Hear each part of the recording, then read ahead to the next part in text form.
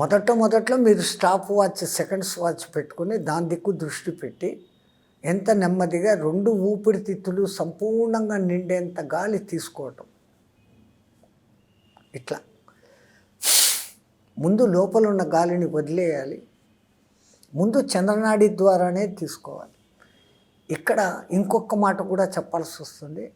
ఈ గాలి తీసి వదిలేటప్పుడు మేము ఒక ముద్ర ఉపయోగిస్తాం.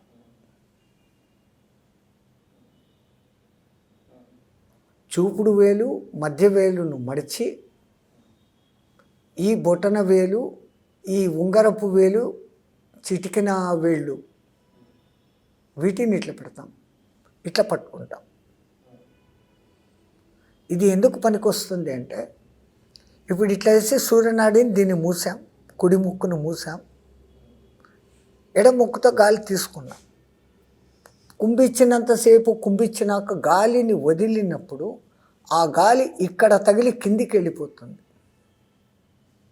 మళ్ళీ వెంటనే గాలి పీల్చినప్పుడు మనం వదిలిన గాలే మనకు రాకుండా ఉండేదానికి ఈ స్లోప్ సిస్టమ్ అనేది పెట్టారు.